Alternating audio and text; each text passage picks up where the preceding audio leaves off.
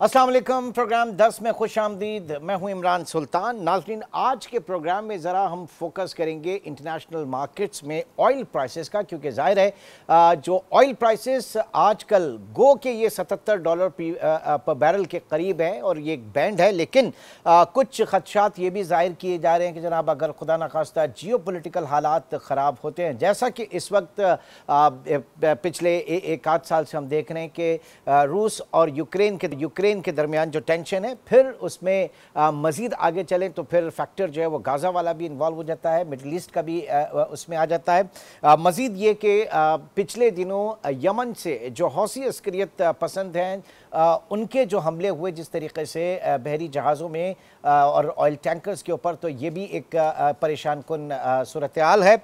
और मज़ीद उसमें आगे चल के अगर देखें तो पाकिस्तान और ईरान के साथ जो कशीदगी है पिछले 3-4 दिन से, ये भी इसको भी रूल आउट नहीं किया जा सकता, क्योंकि आपके मिडल ईस्ट से जो ऑयल की सप्लाई वो भी मुतासिर होने का खदशा है। बहरहाल तक जाती है। इंटरनेशनली कहा यह जा रहा है कि इस वक्त थोड़ा सा ईज फेज़ है और आगे चल के जो आपके जो वेस्ट की इकॉनमीज़ हैं वो अपनी मॉनेटरी ईजिंग की तरफ जाएंगी, पॉलिसी रेट में कमी करेंगी। पॉलिसी रेट अगर वो कम करते हैं तो उसके बाद इकनॉमिक एक्टिविटी बढ़ती हैं और इकनॉमिक एक्टिविटी बढ़ने से ऑयल की डिमांड में इजाफा होता है। ऑयल की डिमांड इंटरनेशनली बढ़ती है तो पाकिस्तान में हमारा बड़ा बुरा हाल हो जाता है, क्योंकि हमारे इंपोर्ट बिल का एक बड़ा हिस्सा जो है वो ऑयल पेमेंट्स के ऊपर होता है। और ऐसे में जिम्मेदारी ये आयद होती है कि हम उसके लिए कर क्या रहे हैं, हमारी अपनी ऑयल रिफाइनरीज जो हैं वो क्या कर रही हैं, फिर ये कि हमारी हुकूमत की स्ट्रेटजी क्या है। तो आज ये बहुत सारी चीज़ें जिनको हम तरतीबवार समझने की कोशिश करेंगे।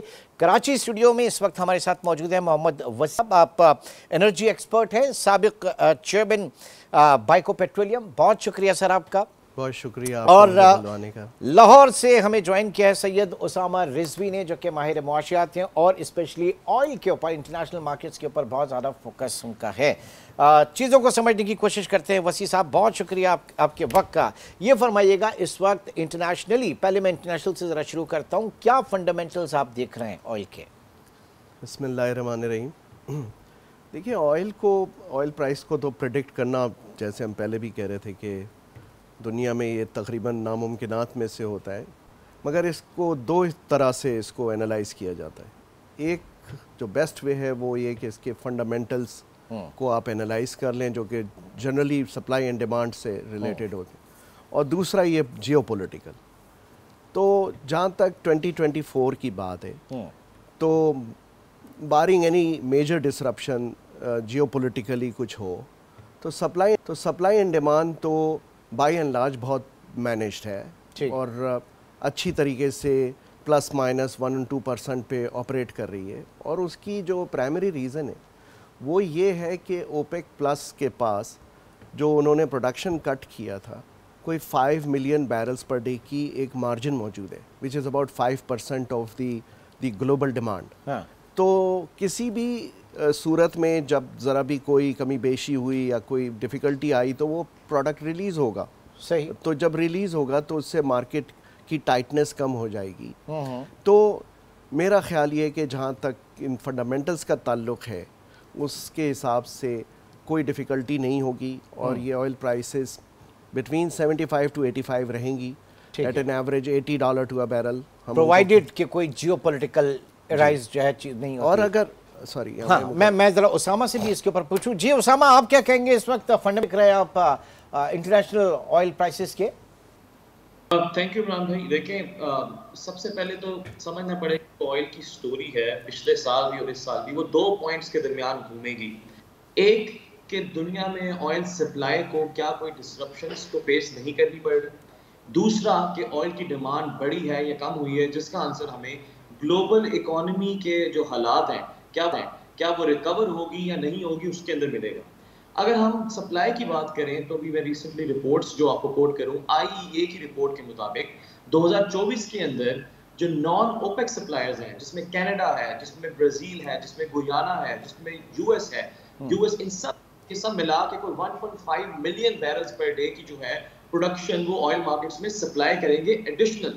यही वजह है जो आपने भी क्वेश्चन पूछा कि पिछले दिनों में ऑयल प्राइस इतनी नीचे क्यों गिरी है। अमंगस्ट मैनी अदर रीजन, सबसे बड़ी वजह ये भी थी کہ آئل کی سپلائی مزید بڑھتی جا رہی ہے. یونائٹڈ اسٹیٹس آف امریکہ اس وقت 13.2 million بیرلز per 13.24 million بیرلز per day. But sir کوئی سپلائی بڑھنے سے کوئی گلٹ سپلائی ایسا نہیں ہے کہ جناب؟ جی اس کا دوسری سائڈ یہ ہے کہ گلوبل اکانومی کی جو ڈیمانڈ ہے وہ نارمل اس کے سپلائی کے ساتھ ساتھ میچ کر رہی ہے. بٹ اگر آپ ٹریڈنگ کا ڈیٹا دیکھیں, اگر آپ مارکیٹ سینٹیمنٹ دیکھیں, تو پچھلے 18 سے 20 ہفتے کے اندر جو ہیج فنڈز ہیں یا منی مینیجرز ہیں وہ نیٹ سیلرز رہے ہیں. انہوں نے 600 ملین بیرلز کے جو کانٹریکٹ سے اپنی پوزیشن 300 کچھ ملین بیرلز پہ لے کے آئے ہیں نیچے. یہ CFTC اور ICE کا ڈیٹا ہے. تو گلوبل اکانومی کے جو حالات ہیں وہ بہت ہی نازک چل رہے ہیں. آپ ابھی ریسنٹلی ورلڈ اکنامک فورم کی رپورٹس دیکھیں, آپ ابھی IMF کی رپورٹ دیکھیں جو کہتی ہے کہ 2.7% گروتھ ہوگی, 30 سال میں لوئسٹ گلوبل اکنامک گروتھ ہوگی اس بار ہمارے 2024 کے سال میں. آپ US کے حالات دیکھیں جہاں 14 مہینے مسلسل مینوفیکچرنگ جو سیکٹر ہے وہ ڈکلائن کے اندر یا کانٹریکشنری سائڈ کے اندر چل رہا ہے. یورپ میں 22. ٹھیک ہے, اب ذرا اس پوائنٹ کو یہاں پہ بڑھاتے ہیں. اور وسیع صاحب, یہ موجودہ پاکستان کے لیے, کیونکہ ساری چیزیں ہم جو اس وقت بات کر رہے ہیں اس کو ذرا ہم ٹرانسلیٹ کرتے ہیں آئل پرائسز کو, تو ہماری اکانومی براہ راست اس سے متاثر ہوتی ہے. ہماری کیا تیاری ہے پاکستان میں؟ ہم نے ہمیشہ سے یہ دیکھا آئل پرائسز بڑھتی ہیں تو ہم بڑے جو بیلنس آف پیمنٹ کرائسس میں چلے جاتے ہیں. جب آئل پرائسز کم ہوتی ہیں تو ہم بجائے اس کے کہ کچھ کریں ہم ایک کشن میں چلے جاتے ہیں اور بعد میں پھر دعا کرتے ہیں کہ جناب پرائسز نہ بڑھیں. دیکھیے, تیاری تو جیسے اور باقی چیزوں کی جتنی ہے ویسی سمت میں بھی ہے. کوئی ایسی میجر تیاری نہیں ہے کیونکہ آپ کی اصل تیاری جو ہو سکتی تھی وہ تو یہ کہ آپ کا انڈیجنس کروڈ آئل پروڈکشن بڑھتی, جو یہاں پہ مزید آپ ویلز ایکسپلور کرتے. اور تو کوئی طریقہ نہیں ہے کہ آپ انرجی کے دوسرے ریسورسز وہ ایک الگ سبجیکٹ ہے, لیکن اگر ہم آئل پر ہی جا رہے ہیں تو آئل پر سیلف ڈیپینڈنس یا آئل کی پرائسز سے اپنے آپ کو انفیکٹو کرنا یا انسینسٹیو کرنے کی تو ایک ہی طریقہ ہے کہ آپ اپنا آئل پروڈیوس کریں. ابھی تو اس وقت آپ 10 سے 15% اپنا آئل پروڈیوس کرتے ہیں, تو لکیلی اور ان لکیلی آپ کی ڈیمانڈ ہی نہیں بڑھی اور وہ آپ وہیں کھڑے ہیں 18-20 ملین ٹن پر اینم پر, اور اس لحاظ سے جو آپ کی لوکل پروڈکشن ہو رہی ہے وہ تقریباً 10% ہے آپ کی اوور آل ڈیمانڈ کے حساب سے.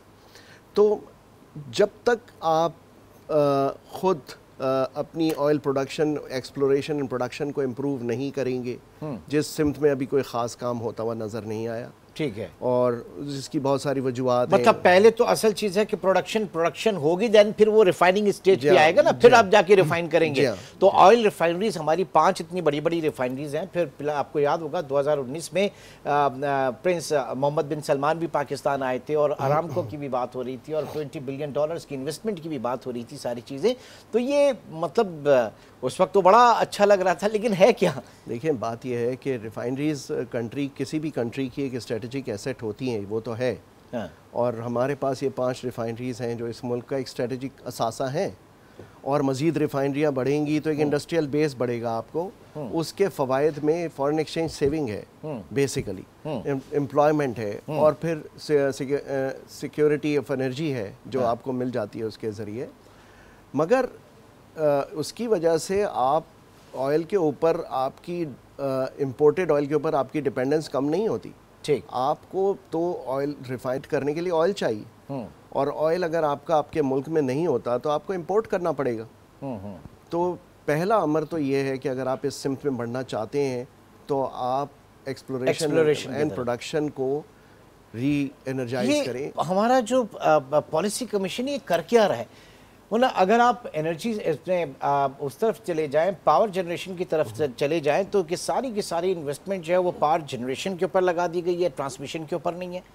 یہاں پہ اس طرف آگے دیکھیں تو یہاں پر یہ مسئلہ ہے کہ جو آئل ایکسپلوریشن وغیرہ جو ہے اور پروڈکشن, اس کے اوپر کام نہیں ہو رہا. ریفائنریز, اب مثال کے طور پہ ہمیشہ سے ہم یہ سنتے تھے کہ پاکستان جو ہے وہ furnace oil, imported furnace oil جو ہے اس کے اوپر ڈپینڈنسی ہے. ناؤ میرے پاس نمبر ہیں جولائی سے نومبر 2023, 5 ماہ میں آپ کی جو آئل ریفائنریز ہیں انہوں نے record 3,58,000 ton furnace oil export کر دیا ہے. اور وہ بھی $25 رعایتی قیمت پر, مطلب جو امپورٹ وہ تھی. تو یہ کیا ہو رہا ہے پھر پاکستان میں؟ نہیں دیکھیں, اس کی تو بڑی اہم وجوہات ہیں. وہ یہ کہ آپ کا انرجی مکس چینج ہو گیا ہے. جو پاور جنریشن آپ پہلے آپ کی پوری ڈیپینڈنٹ تھی علاوہ ہائیڈل کے, وہ ساری آئل پر تھی.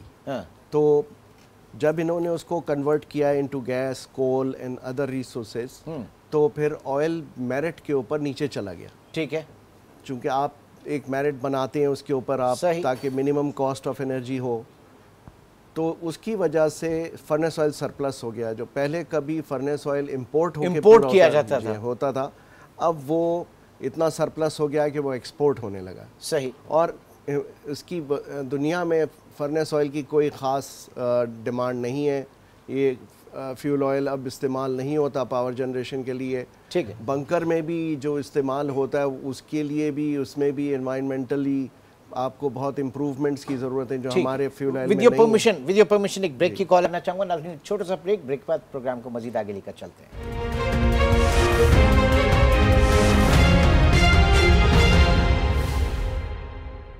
Welcome back. جی وسیع صاحب, انرجی مکس ہمارا چینج ہو گیا. اس کے چینج ہونے کے بعد بھی اگر پاکستان میں انرجی پرائسز جو ہیں وہ کم نہیں ہوتی, بجلی کم قیمت اس کی نہیں ہوتی, پیٹرول کم نہیں ہوتا, تو پھر فائدہ کیا؟ اور پھر الٹا جو فورنس آئل ہم پہلے امپورٹ کرتے تھے اب ہم دبا کے ایکسپورٹ کر رہے ہیں, پاکستان کو کیا فائدہ ہوا اس سے؟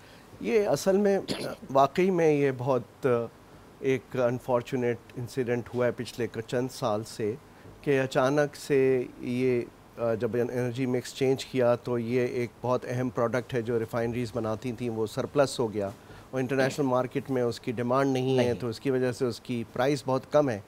تو جب ایکسپورٹ کرتے ہیں تو وہ بیش تحاشا اس سے ریونیو لاس ہوتا ہے. اس کا حل اب ریفائنریز نے ڈھونڈا ہے. وہ کیا ہے؟ وہ یہ کہ اس فرنس آئل کو وہ کریک کریں, اور کریک کر کے اس کو ویریس پروسیسز ہیں جن کے ذریعے اس کو کریک کر کے ڈیزل اور پیٹرول بنائیں. اچھا. تو اس کے لیے ریفائنریز اپ گریڈ پروجیکٹ کر رہے ہیں, جس کو ایک ریفائننگ پالیسی جو ریسنٹلی ابھی انٹروڈیوس ہوئی اس کے تھرو گورنمنٹ کچھ انسینٹیوائز کر رہی ہے. تو basically long way to go sir. یہ تو ہے, آپ کو کچھ نہ کچھ تو دیر سے شروع ہوا ہے لیکن شروع تو ہو گیا ہے, اور اس کے علاوہ اور کوئی حل نہیں.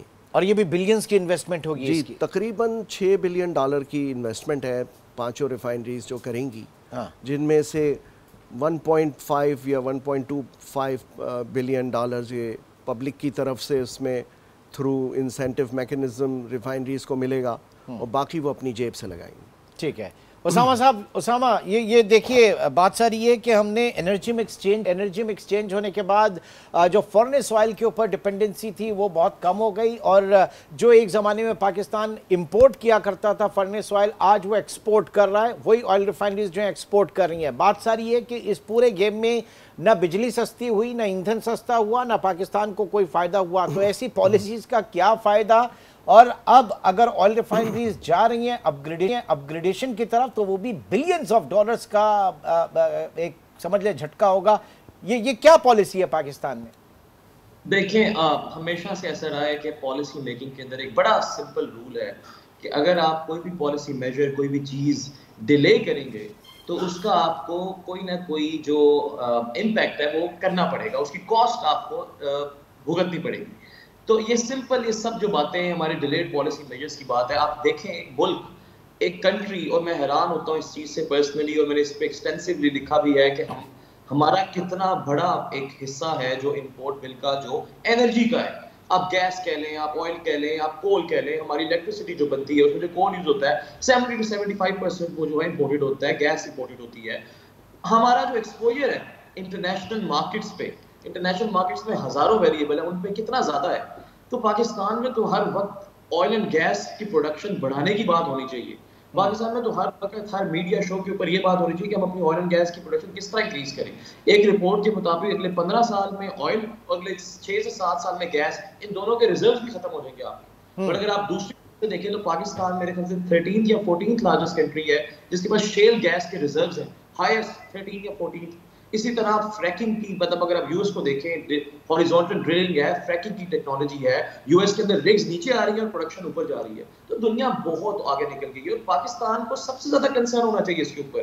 اگر آپ خالی ریفائننگ کی بات کر رہے تھے, very important points he made, اگر خالی امپورٹ سبسٹیوشن کریں نا آپ ریفائننگ سیکٹر میں, پیٹرو کیمیکلز $2 ارب بلین ہمارا بل ہے, دوسری چیزوں کا 60% ہمارا یوٹیلائزیشن ریٹ ہے ریفائنریز کا. کوئی رپورٹ کے مطابق ہے کوئی 10.8 بلین آپ بچا سکتے ہیں ان سب چیزوں کو اگر آپ پراپرلی کریں تو. لیکن ہم کرتے کیوں نہیں کرتے؟ کیونکہ پالیسی پرائیورٹیز کوئی اور ہے. ہمیں آئل اینڈ گیس چاہیے, ہمیں اپنے آپ کو انٹرنیشنل مارکیٹس کا جو ایکسپوجر ہے اس کو کٹ آف کرنا پڑے گا, ادروائز تو کسی نہیں بن سکتی. وسیع صاحب اب یہ پالیسی ہے, ذرا آ جاتے ہیں اس کے اوپر, کیا پرابلم کہاں پہ ہے؟ کیونکہ آپ میرے خیال سے آپ کا جو ایکسپیرینس ہے کوئی میرے خیال سے 4 ڈیکیڈز کا ہے, تو آپ کس طرح سے دیکھ رہے ہیں ہمارے یہاں پاکستان میں جو اسٹریٹجی بنائی جاتی ہے, جو پالیسیز بنائی جاتی ہیں, جو بناتے ہیں ان کے ذہنوں میں کیا ہوتا ہے آخر؟ اصل میں کوشش تو سب مل کے کرتے ہیں. ایک اسٹیبلٹی اگر ہو جو ڈیسیجن میکرز میں اگر آ جائے تو کس طرح کی اسٹیبلٹی؟ یہ مطلب حکومتوں کا آنا جانا, یہ جو ایک دوسرے کی پالیسیز کو بالکل, اس میں یہ بھی شامل ہے. پھر دوسرا فیکٹر یہ کہ ایک خوف کا ایلیمنٹ ہے, کیونکہ کچھ ڈیئرنگ ڈیسیجنز لینے پڑتے ہیں اس میں. آپ کو قوموں کے فیصلے کرنے ہوتے ہیں, اور اب اسی پالیسی کو لے لیجیے آپ. اس پالیسی میں جب یہ شروع ہوئی تھی تو آئی کین ٹیک نیم, ندیم بابر صاحب نے شروع کی تھی, اور یہ 2019 کے اینڈ میں شروع ہوئی تھی. اور اس وقت یہ اس گراؤنڈ پہ شروع ہوئی تھی کہ ریفائنریز کی کو سسٹینیبل بنانے کے لیے کیا کرنا ہوگا, کیونکہ وہ بے تحاشا لاسز میں تھے. اور تو ریفائنریز نے کہا کہ صاحب آپ ہمیں اس طرح کا اگر انسینٹیو دیتے ہیں تو ہم سسٹینیبل بھی ہو جائیں گے, اپنے پیسے لگا کے اپ گریڈ بھی کریں گے. تو یہ چیزیں طے ہو گئیں, اور وہ بڑے اسموتھ مینر میں وہ ہو رہی تھی کہ اچانک جو ہے وہ ایک چینج آ گئی. گورنمنٹ چینج ہو گئی؟ گورنمنٹ نہیں چینج ہوئی, اس سے پہلے لوگ چینج ہو گئے. اوکے ٹھیک ہے. اچھا, پھر اس کے بعد دیکھیں, میں لوگوں سے میری مراد ہے کہ پورا بیوروکریٹک سسٹم بدلتا رہتا ہے اوپر, یا ڈیسیجن میکر چینج ہو جاتے ہیں, پھر وہ نئے سرے سے پوری ڈیو ڈیلیجنس ہوتی ہے. پھر اس کے بعد چینج ہو کے بہت سارے کنسیڈریشن ذہن میں آ جاتے ہیں کہ ان کو اگر دیں گے انسینٹیو تو اس سے یہ ہو جائے گا, بیچ میں ایف بی آر اپنی رائے دینا شروع کر دیتا ہے. اور پھر سب سے بڑھ کر یہ کہ اگر ان کو دے دیں گے تو شاید نیب ان کے پیچھے پڑ جائے گی, یا اس گورنمنٹ پہ یہ الزام لگ جائے گا, وہ یہ نیب جس کی بات کر رہے ہیں, جس میں کہا جاتا ہے جناب کہ جب پولیٹیکل وکٹمائزیشن ہوتی ہے سیاستدانوں کی, جو اصل وہ ہو نہ ہو لیکن اس کا جو سب سے برا امپیکٹ پڑا وہ یہاں پہ جو بیوروکریٹک اسٹرکچر ہے, جو ڈیسیشن میکنگ تھی وہ پاکستان میں نہیں ہو سکی. اس کی ایک پرائم ایگزامپل میں اس وقت آپ کے ساتھ اور بھی کرنا چاہوں گا کہ $23 پر بیرل, آپ کو پتا ہے کہ کووڈ کے بعد یہ پرائسز آ گئی تھی پاکستان میں, انٹرنیشنلی ہو گیا تھا, اور اس وقت یہ کہا جا رہا تھا کیونکہ فیوچرز کے سودے رول اوور نہیں ہو رہے تھے, دنیا میں آواز آ رہی تھی آئل بھی لے لو, ڈالر بھی لے لو.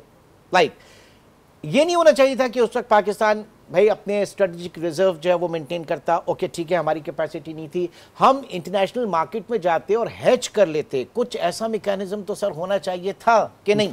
بالکل ہونا چاہیے تھا اور ہو سکتا تھا, اور انڈیا نے کیا ہمارے پڑوس میں ہی. ہمارے پاس اگر اسٹوریج نہیں بھی تھی تو آج کل دنیا میں ایسے فزیکل اسٹوریج کے علاوہ بھی فلوٹنگ اسٹوریج ہے, انڈیا نے کیا اس میں. جی ہاں, تو مگر جو آپ نے اس کے اندر بنیادی چیز ابھی بتائی کہ ہمارے پاس کوئی ہیجنگ میکنزم نہیں ہے, نہ ہی وہ کبھی چلا ہے, بلکہ یہاں تو پابندی ہے ہیجنگ کے اوپر. تو اگر کوئی اس طرح کے میکنزم ہوتے ہیں تو پھر آپ اس طرح کے ڈیئرنگ ڈیسیجن لیتے ہیں. ٹھیک ہے جی اسامہ, اب بتائیے گا یہ جو daring decision in large interest of country, کوئی نہ کوئی ڈیسیشن تو لینا ہے, اور ضروری نہیں کہ ہر ڈیسیشن جو ہے وہ رائٹ ہو, اس میں غلط ڈیسیشنز بھی ہو سکتے ہیں. اور پھر یہ جو آئل پرائسز کی میں نے بات کی, ہیجنگ کی میں نے بات کی, وسیع صاحب بھی یہاں پہ موجود ہیں, یہ کتنا بڑا آپ سمجھ لیں کہ ایک دھوکہ ہے ہمارے ساتھ اگر یہ چیزیں نہیں ہو رہی ہیں. دیکھیں بڑا سمپل اس کی 2 ایگزامپلز ہیں, یہ جو سب چیزیں جو پلے آؤٹ ہوتی ہوئی نظر آتی ہیں. سب سے پہلے ابھی ریسنٹ ایگزامپل رشین آئل کی, رائٹ, ان کتنے ارب ڈالر جو ہیں اپنے فارم گیٹنگ رشین آئل. اب جس طرح وسیع صاحب بلکہ اس پہ بہتر کمنٹ کر سکتے ہیں کہ ہماری جو ریفائننگ کیپیسٹی ہے یا ہماری جو ریفائنریز ہیں وہ ہیوی گریڈ رشین جو آئل ہے اس کو प्रोसेस करने के काबिल नहीं है, अगर करेंगे भी तो उसकी जो यील्ड आती है वो फर्नेस ऑयल ज्यादा, हाई स्पीड डीजल कम आती है, हमें हाई स्पीड 50% वो फर्नेस ऑयल प्रोड्यूस करता है और 32% डीजल प्रोड्यूस करता है, और जो अरेबियन लाइट हम लेते हैं वो 45% फर्नेस ऑयल करता है, 25% डीजल करता है। तो जो रशियन ऑयल है वो ज्यादा अमाउंट कर रहा है फर्नेस ऑयल की, जो हमारी रिक्वायरमेंट है ही नहीं, लिहाजा हमारे लिए इतना रेलेवेंट नहीं है। तो जो पॉइंट ये है कि अगर आप चाइना को देखें, आप कहीं दूर ना जाएं, आप हेजिंग की ना बात करें, आप किसी को, चाइना जो है रशिया से काफी ज्यादा ऑयल बाय कर रहा है, और चाइना कुछ 6,80,000 barrel per day for the first 10 months of 2023, 2023 के पहले 10 महीने 6,80,000 बैरल उसने अपने स्ट्रेटेजिक रिजर्व्स में रखे। आप चाइना के साथ कहें, आप उनकी रिफाइनरीज उनको प्रोसेस कर रही हैं, शुरू से करती आ रही हैं, आप रिफाइंड प्रोडक्ट्स ले लें, आप नाखाम तेल लें। दूसरी एग्जांपल ये है कि चाइना के साथ या सऊदी अरब के साथ या आप अपने मलेशिया के साथ, मलेशिया ने भी रशियन ऑयल बड़ा किया है, इनके साथ आप रिफाइंड प्रोडक्ट्स के मुआहदे करें, आप ना क्रूड ऑयल के ऊपर जाएं। मतलब अगर आपने कॉस्ट आ जाता हूं, जरा कॉस्ट के ऊपर भी आ जाता हूं, मैं आता हूं कॉस्ट विद एक छोटे से ब्रेक की कॉल है। ब्रेक के बाद प्रोग्राम को आगे जारी रखेंगे और बात करेंगे कि ये जो बात की जा रही थी और उसके ऊपर बड़ी सियासत भी हुई कि रूस पाकिस्तान को सस्ता ऑयल दे रहा है, क्या वो वाकई हकीकतन सस्ता था और वो कितना महंगा पड़ा? एक छोटी सी ब्रेक के बाद डिस्कस करेंगे।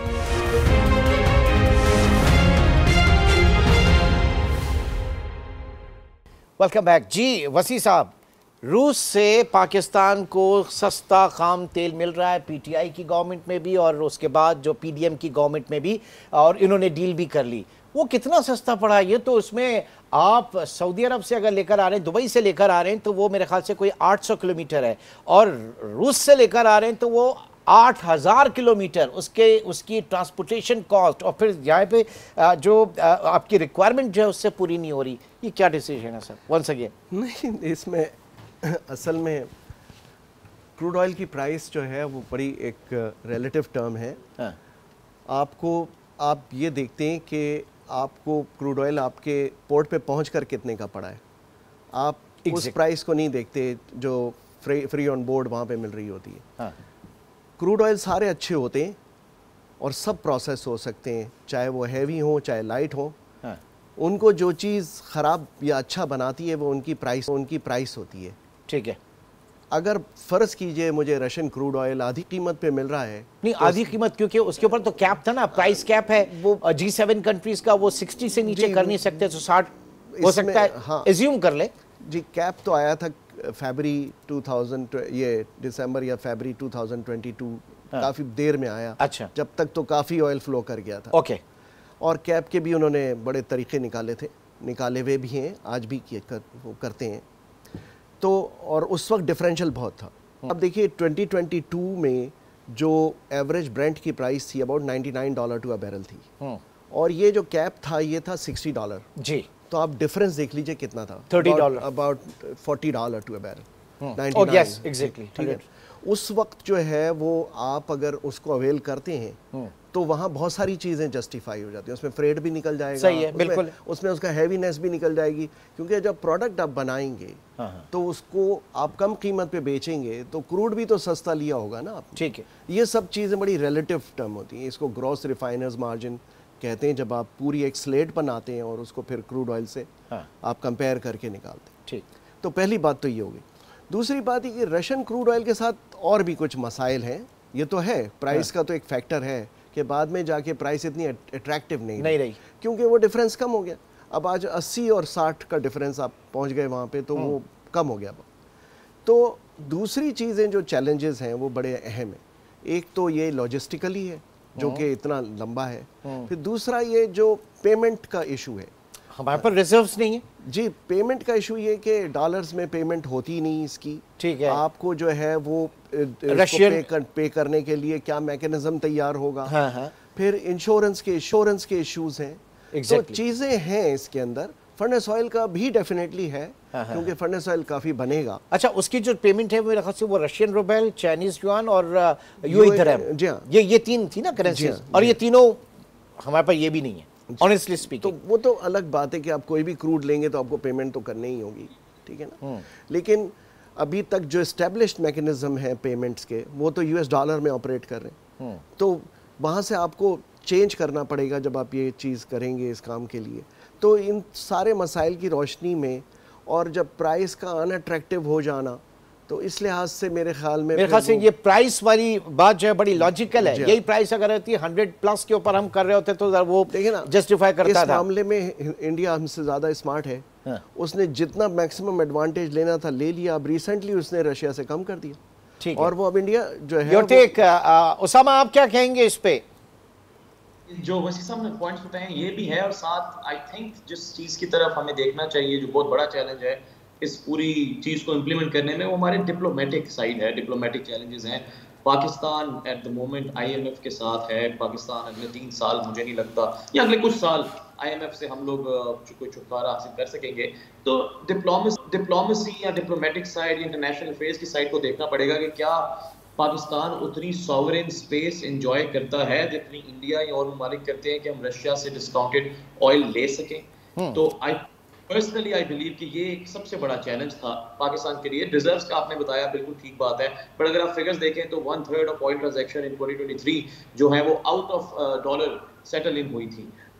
मतलब जब आप करना चाहें तो हो जाता है, मगर पाकिस्तान के लिए डिप्लोमेटिक साइड को कवर करना इस नाजुक हालात में, जब इकोनॉमी आपको पता है डिफॉल्ट कितना करीब अप्रैल में दोबारा शुरू हो जाएंगी ये सब चीजें, तो इस लिहाज से उसका जो हमें बचत हो रही थी वो इतनी कोई ज्यादा नहीं थी कि अंदाजे के मुताबिक प्रॉफिट के अंदर ही, बल्कि था कुछ जितना हमने सब्सिडीज में गवाया उतना ही को हमें बच रहा था उसके अंदर उस एंटरप्राइज। वसी साहब, योर लास्ट वर्ड्स ऑन, मैं चाहूँगा कि इस वक्त आप बताइए जो भी आप कह रहे हैं ऑयल रिफाइनरीज के हवाले से, उनके अपग्रेडेशन के हवाले से कितना अरसा दरकार होगा अगर एक सही हमें पाथ मिल गया है?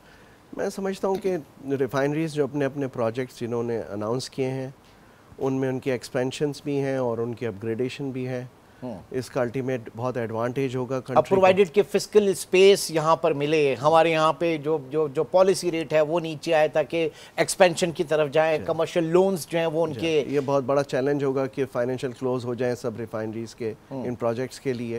लेकिन अल्टीमेट बहुत बड़ा गेन होगा वो इस वजह से कि फॉरेन एक्सचेंज सेविंग होगी, आपकी सप्लाई जो है वो इम्प्रूव होगी, जो वैल्यू एडेड प्रोडक्ट्स हैं उनकी, जिसमें गैसोलीन आता है जिसको पेट्रोल कहते हैं या डीजल है, तो all the more it's going on the right direction.